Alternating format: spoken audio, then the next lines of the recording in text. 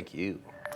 Making dreams come true for critically sick kids. That is the mission of Make-A-Wish Idaho. In the last 3 years, the nonprofit has seen a nearly 30% increase in wish requests, thanks in part to our growing state population. Tyson White joins us now with how the organization works to grant all those wishes. Tyson.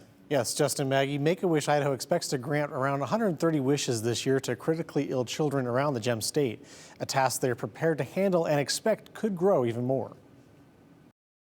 We grant life-changing wishes to children with critical illnesses. President and CEO Janie Best says she and her staff have the best job because they get to put a smile on the faces of children battling difficult illnesses. Oftentimes, those illnesses are treatable. Best says wishes are not just for terminally sick children. About 95% of the kids that we serve go on to lead happy, healthy lives.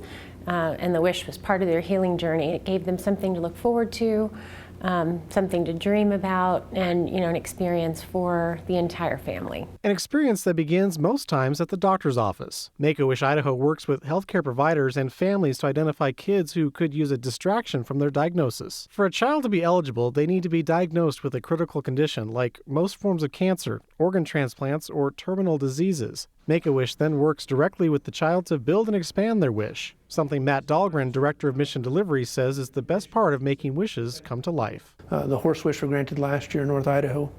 Had everybody involved from the rodeo to the veterinary clinics, and everyone is involved in that one wish.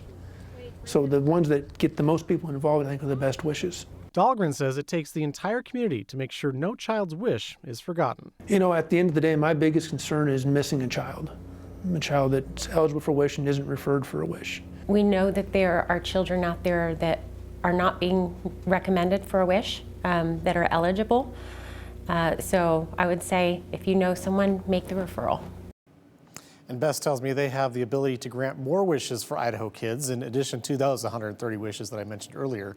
Make-A-Wish Idaho does not receive funding from the national organization and relies solely on private donations and the community fundraisers like the Great Polar Bear Challenge. And if you'd like to refer a child or learn more about Make-A-Wish Idaho, you can check out this story on ktv.com for more information. It's amazing what they do for families. It really is. That is awesome. Tyson, thank you for that.